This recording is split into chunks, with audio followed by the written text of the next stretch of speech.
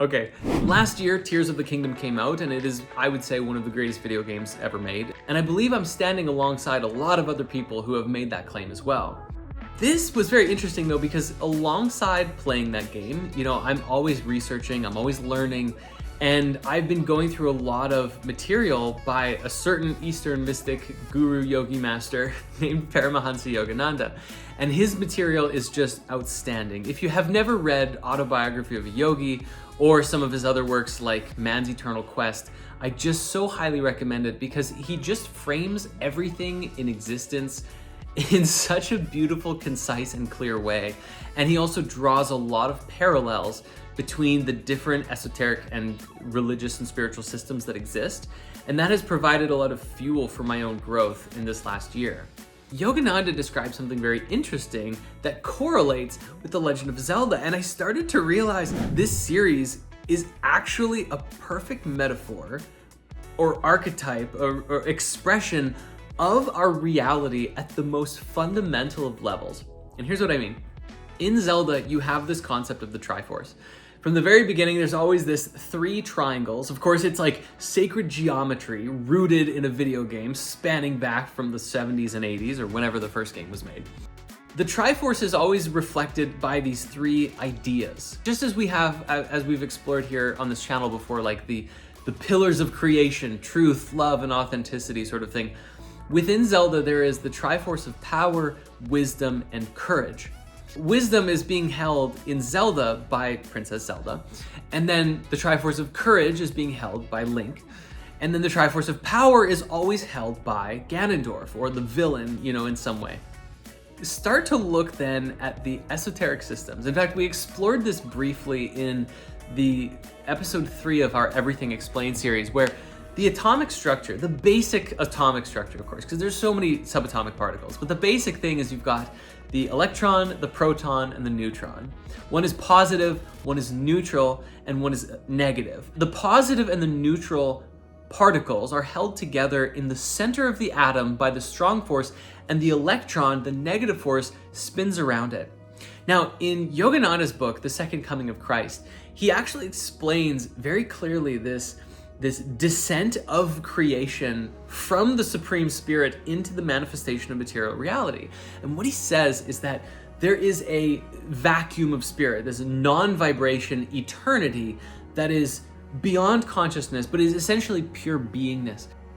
And from that pure beingness, or that place of non-vibration, comes the first vibration.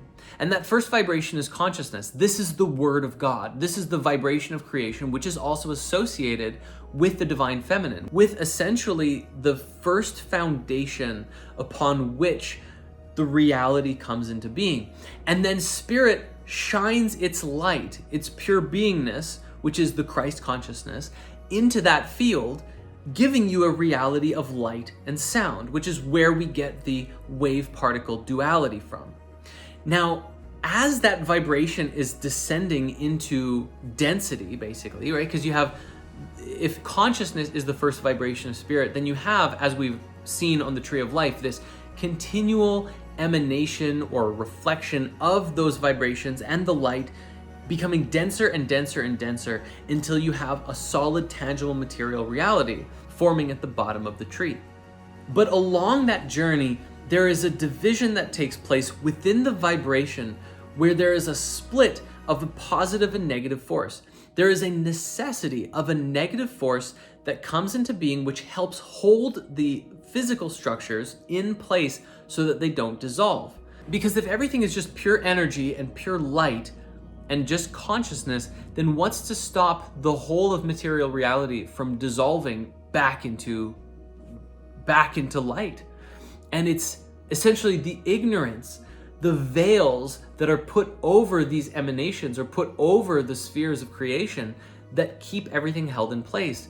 And there is by necessity, a negative force that is required to hold that thing in place. The way that shows up on an atomic level, at least according to Yogananda, is that you have the positive and the neutral force held together, the divine masculine and the divine feminine held together, with the negative force It spins so fast, they're all spinning so fast that it creates the illusion of solidness, even though it's just pure potential energy.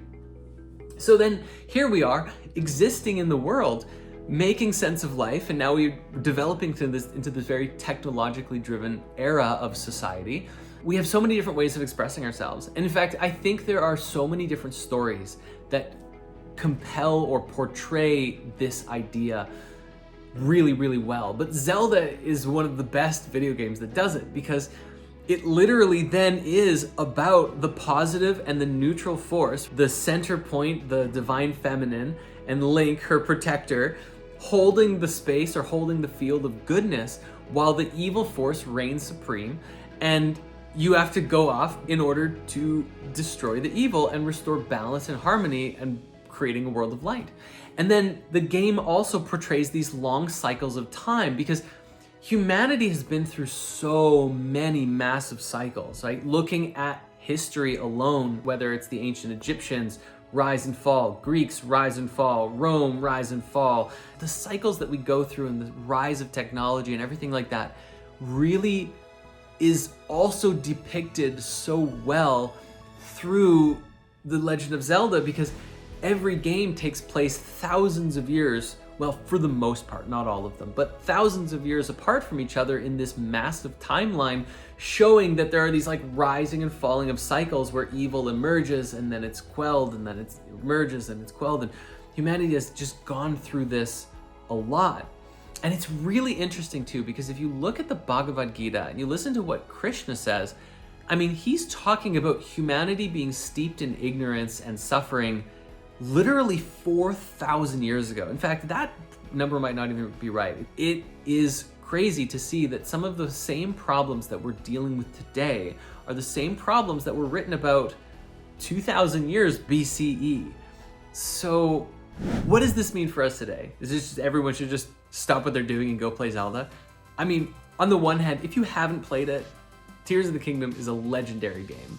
It also has a lot of invitation for creativity, so that you can really learn to express yourself and learn more about yourself just by playing it.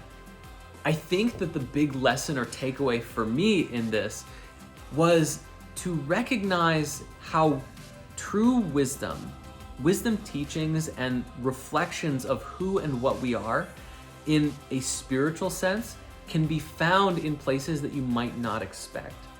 And I'll probably do another video in the future about Lord of the Rings and Middle Earth, because we are basically living in Middle Earth today. And I want to talk more about what that means, because I do mean that more so metaphorically, but it's a really fun conversation to be had. So, you know, what's the end goal of this video? I don't know. This was just something that I really wanted to talk about. Thank you very much for watching, and I hope this was fun.